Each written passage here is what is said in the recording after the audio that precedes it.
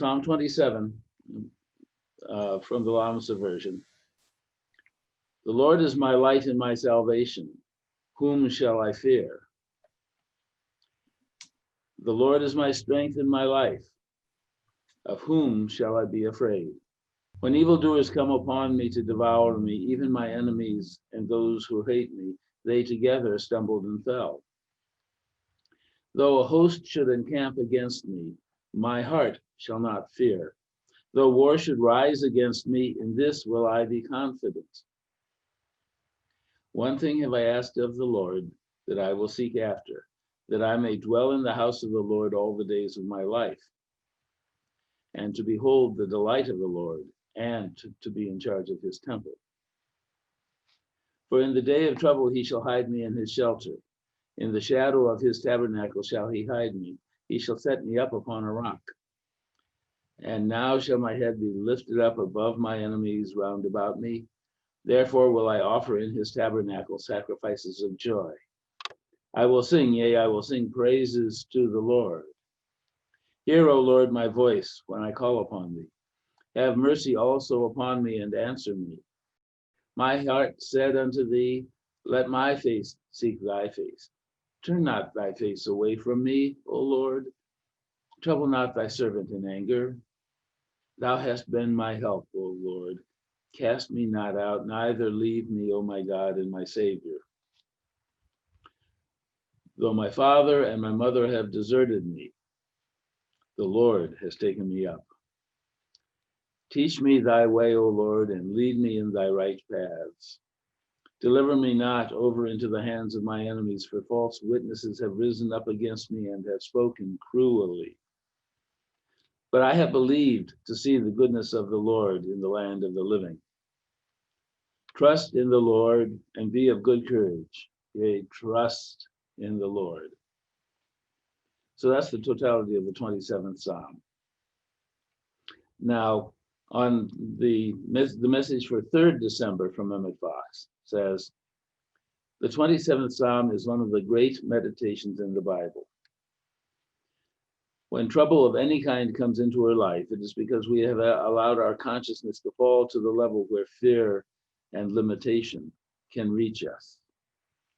Any mental activity that enables us to raise the spiritual standard of the soul is a form of prayer, and the Bible abounds in such forms. The reason that this particular set of writings by Fox called to me this week, for those of you who were here last week, you may remember that in the conversations, so many people were talking about the really difficult emotional time they'd had that week, including me. And it's not looking to get better anytime soon, whether we're talking the people suffering and dying of COVID, whether we're talking about the social turmoil, the emotional turmoil that is just all over us like a tornado or a hurricane. So that's why I'm addressing this particular talk today. Going back to Emmett Fox, the history of solving a problem is often this. An individual is worried about something or he feels ill. As soon as he realizes his state, he declines to accept the condition and proceeds to bring about the necessary raising of his thought. He reads this psalm carefully, interprets it spiritually, allows his mind to dwell upon the principles enunciated, appropriates them to himself, thus regaining his peace of mind. So that's what we're talking about today. And we're going to be dealing in metaphysical terms as well as perhaps more earth-based terms. Then Fox goes to the first quote from Psalm 27. He writes in the King James Version, "The Lord is my light and my salvation. Whom shall I fear? The Lord is the strength of my life. Of whom shall I be afraid?" Now, this is identical to what Lamsa has written. I'll read it again because I'm going to, wherever we see a quote, I'm going to read both ways. And after a while, you'll start seeing some differences. So from Lamsa, the Lord is my light and my salvation. Whom shall I fear? The Lord is the strength of my life. Of whom shall I be afraid? Then Fox comments, this one verse is one of the most complete texts in the whole Bible. It might well be written over the portals of every church and school in the land, for within it is contained in embryo the complete Jesus Christ message. It postulates not merely the existence of God, but the living presence of God in man. Let me say that again. It postulates not merely the existence of God, but the living presence of God in man. The inner light is no mere passive or static presence, but it is a dynamic power, light, salvation, and strength. Remember, dynamic power, that's what we're living with.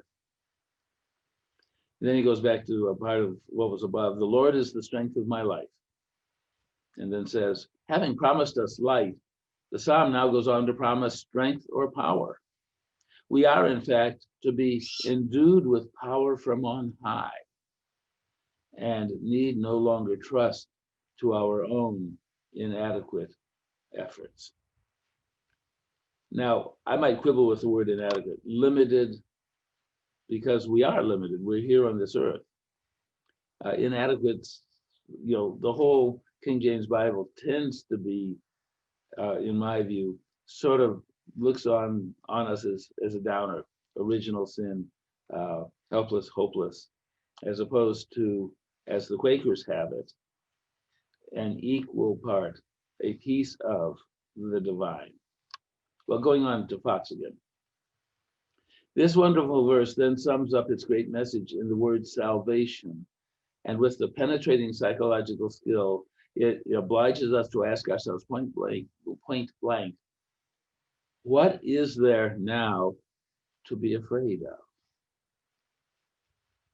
And then going on to his commentary for December, he starts with the quote again from Psalms, when the wicked, even mine enemies and my foes, came upon me to eat my flesh, they stumbled and fell.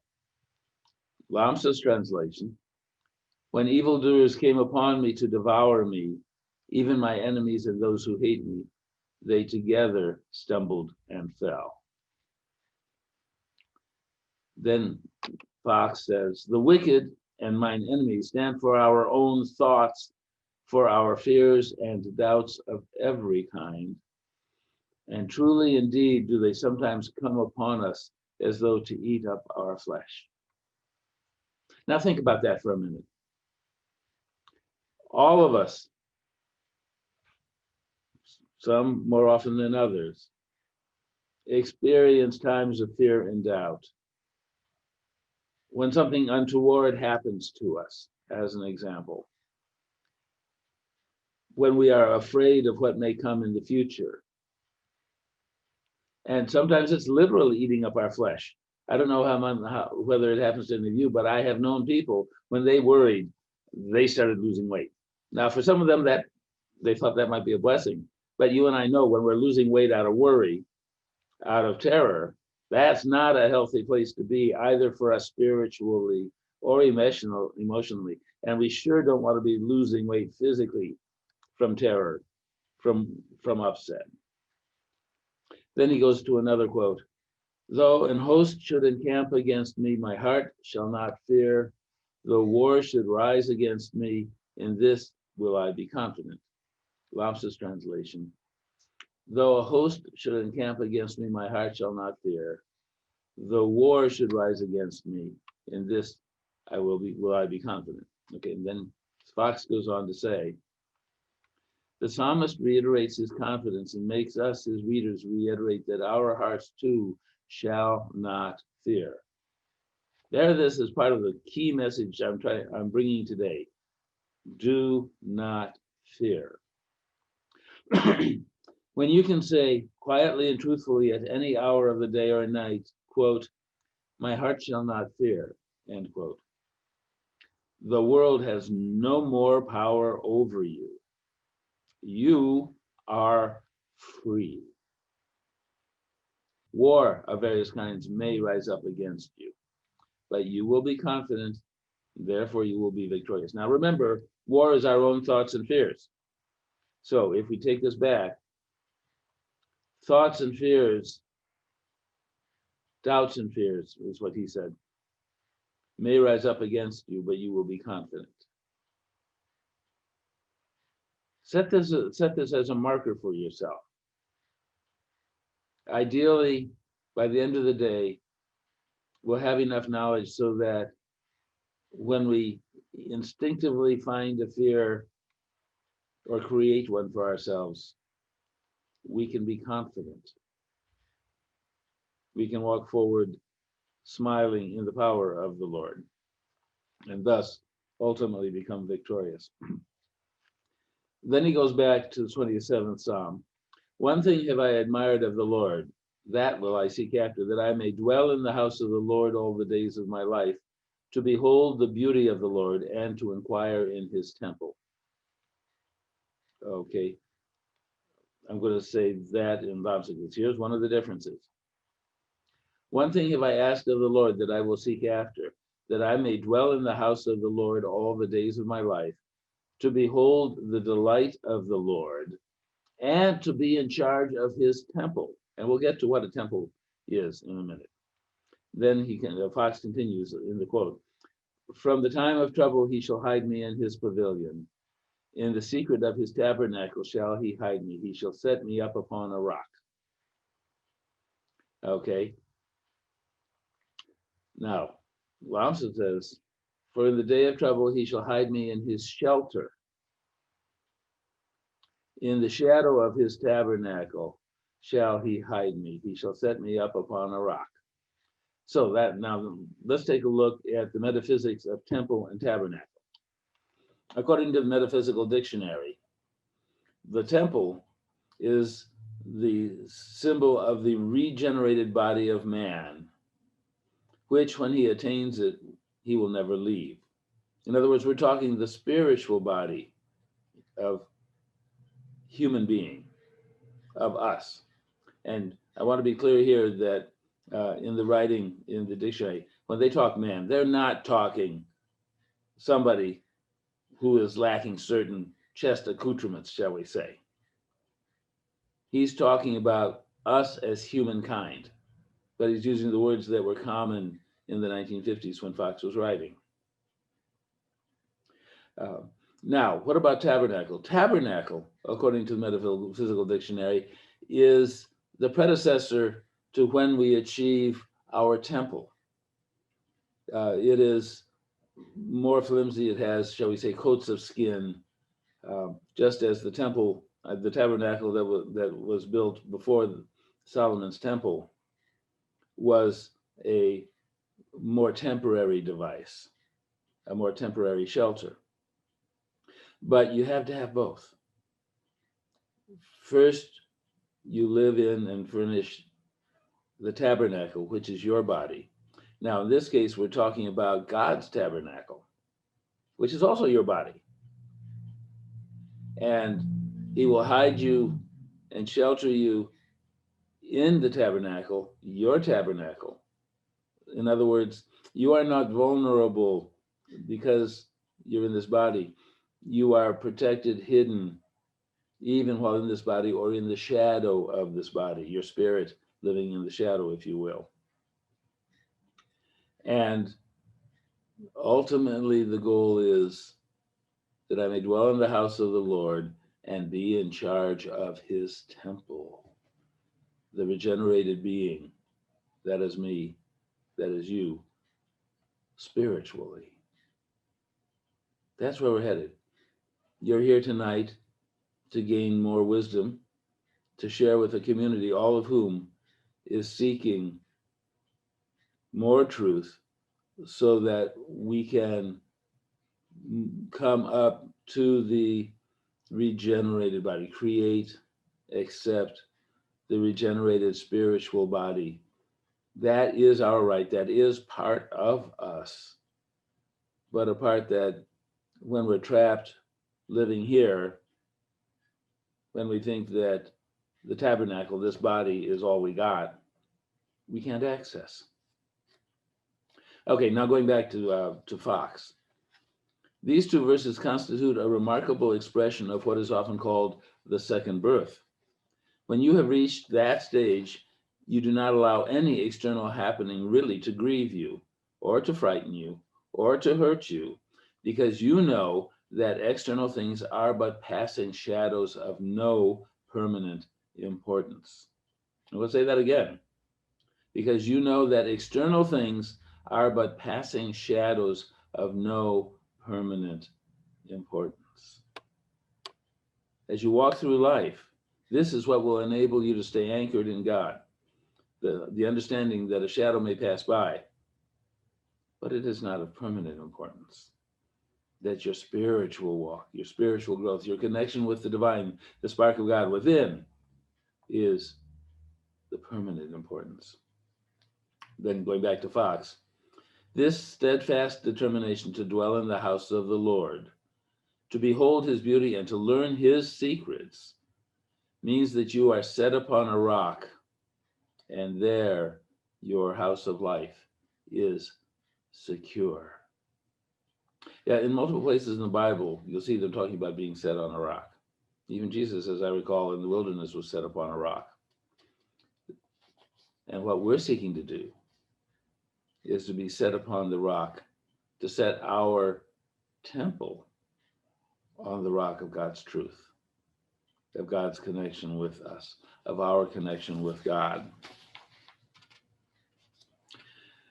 So then we go to 5th December, and we start again with a quote from 27th Psalm.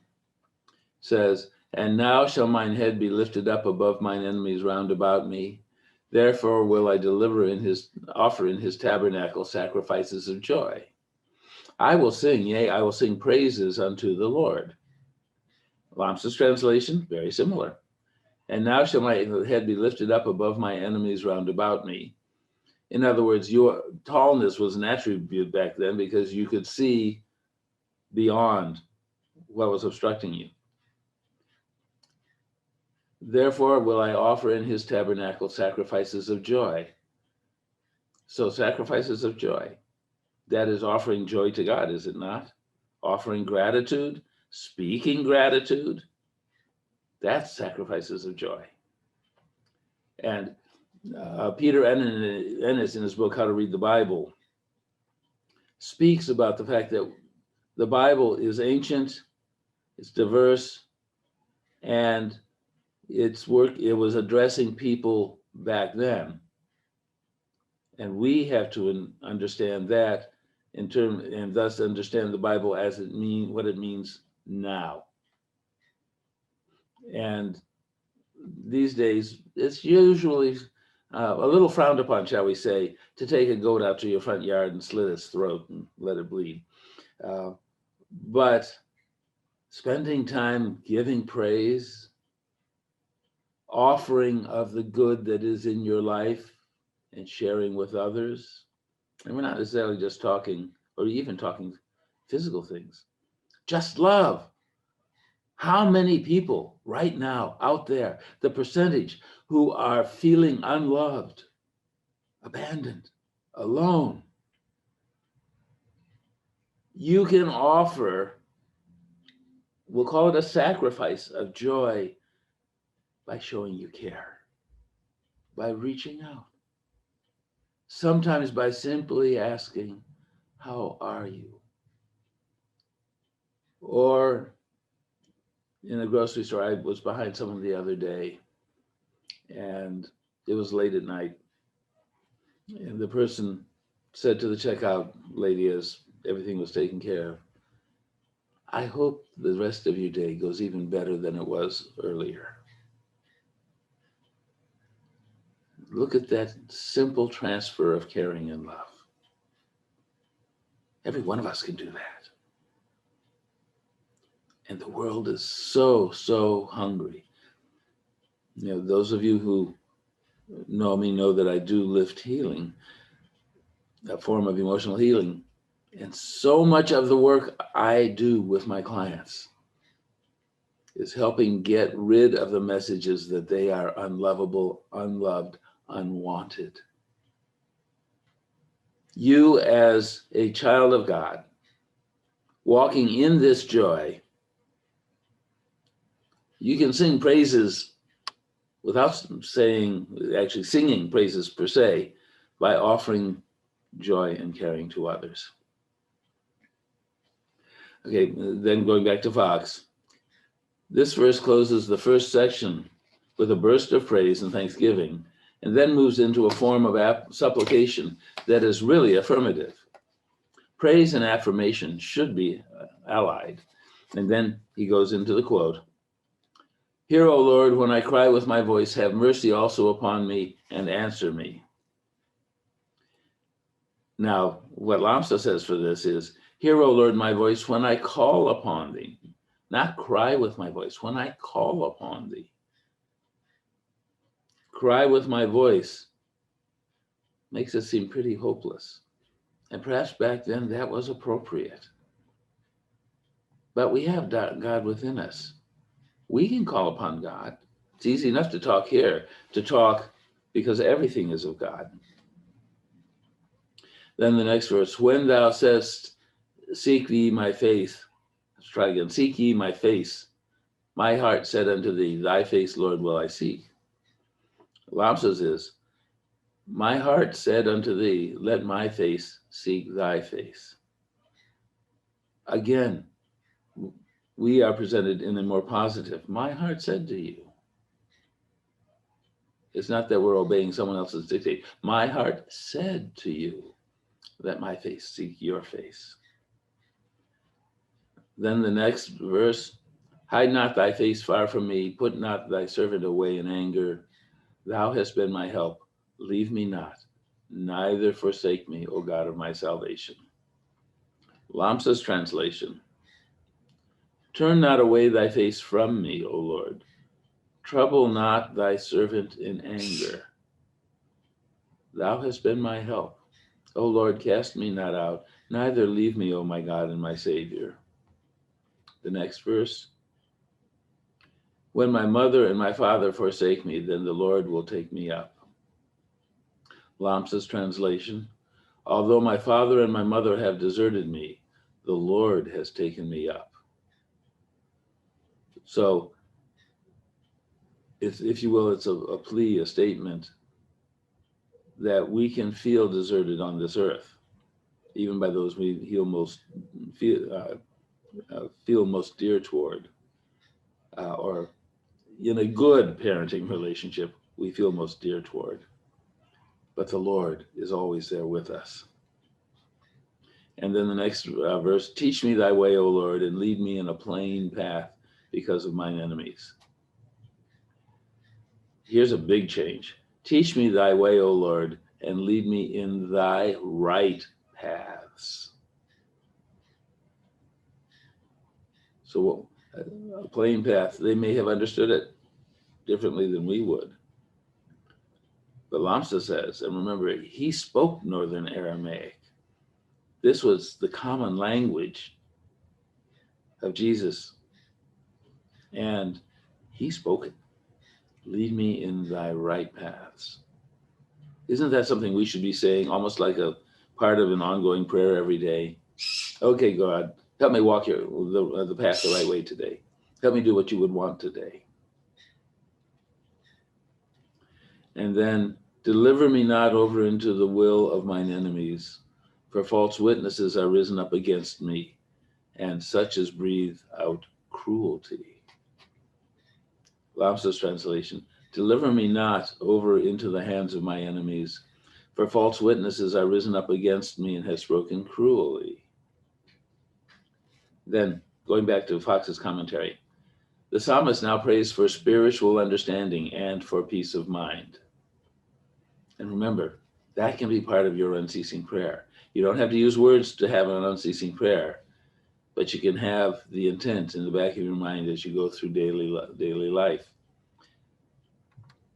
The enemies, as always, are his own fears, and these fears take their rise in the fact that false witnesses rise up and confront him.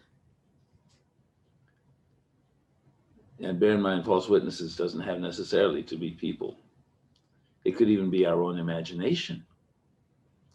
And no one who has been through this experience will doubt the appropriateness of that telling phrase that our fears are things such as breathe out cruelty. Boy, do we suffer when we doubt ourselves. Boy, do we suffer when we tell lies about ourselves, our capacity of what we're capable of doing. Boy, do we suffer when we tell lies to others about ourselves, trying to protect an image that is false, or trying to deny a responsibility for something. And then Fox goes on, verily, doubt and fear are the cruelest things that can come into the life of a human. We then go to the 6th December, and Fox opens up with this next to final verse from Psalm 27. I had fainted unless I had believed to see the goodness of the Lord in the land of the living. Now, Lambsa's translation, again, is rather different. But I have believed to see the goodness of the Lord in the land of the living. So the King James, if you will, leaves us as weak sisters. I had fainted when I had believed to see the goodness. Whereas Lambsa is simply saying, hey, I believed it. I do believe it. Wowzer, what a difference. Okay, back to Fox. Here the psalmist once more makes it clear to his own mind that his reliance is indeed entirely upon the divine power and not upon his own limited intellect or willpower. Remember, we can't do it ourselves. We have limits. Yeah, I can pick a watch up, I can pick this up, but ask me to wave a magic wand and suddenly have $1 million in front of me, I think my wand's broken.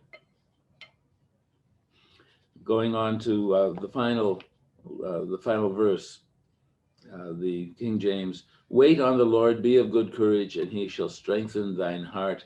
Wait, I say, on the Lord. Lambsa, again, another big difference. Trust in the Lord and be of good courage. Yeah, trust in the Lord. So when it all gets down to it, remember that the problems we have here are temporal problems. They can affect the tabernacle. They cannot affect the temple of our regenerated body. B, we ourselves in this skin form do not have the power to, we are vulnerable, let's put it that way.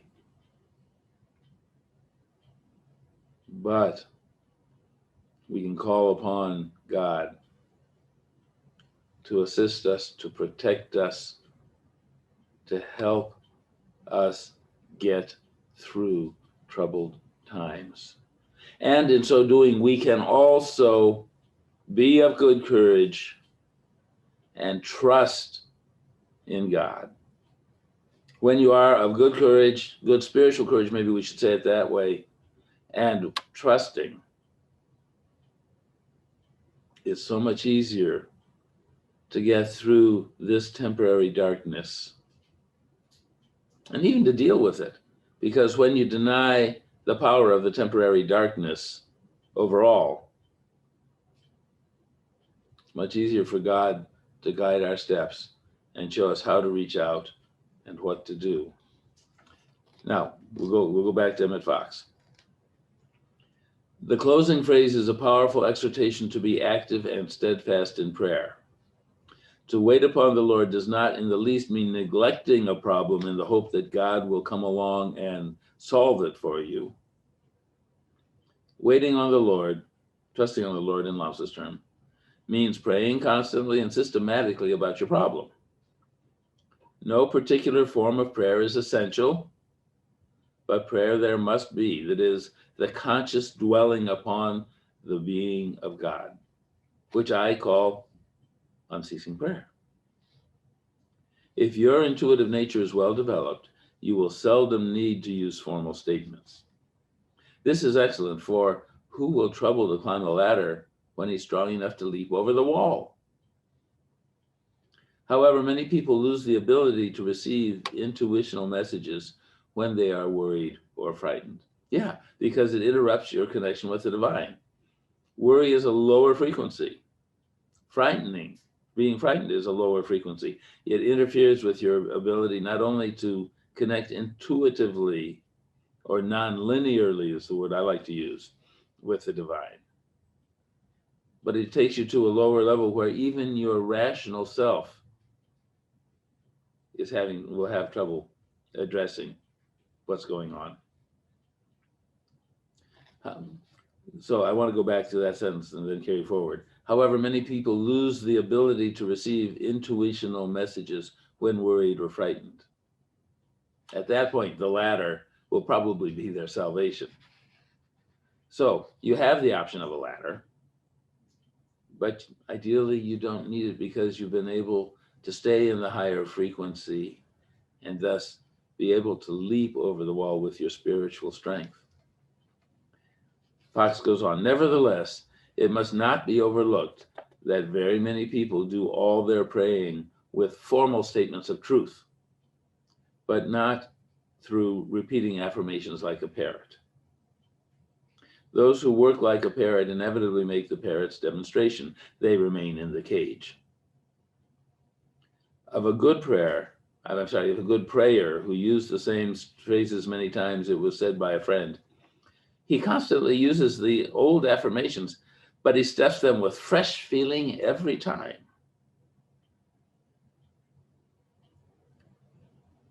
So there's nothing wrong with, for instance, doing a rosary as a form of prayer. You just carry your intention as you're doing the rosary. And the rosary needn't be just for Catholics. In fact, Sherilyn every once in a while will stop by and she and I will spend maybe 20 minutes doing a rosary with an intention being held up to God during it. And she's modified it so it does not so directly reflect some of the tenets that are Catholic based only. If you'd like a copy of the words that we use during her rosary, let me know. I can send you a copy. So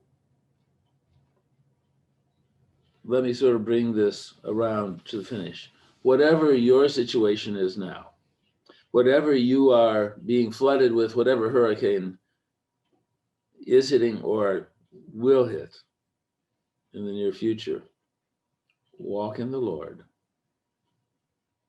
Continue the connection with the Lord. Remember that it is our connection moving from the safety or the shelter of our tabernacle, which is the here and now, to our regenerated body, which is the permanent temple. That is what can help us get through, can help us see what's next. And remember that the troubles that present themselves at this moment are not permanent, do not have to be all-encompassing. Read the 27th Psalm and remember what we've talked about here. And rejoice.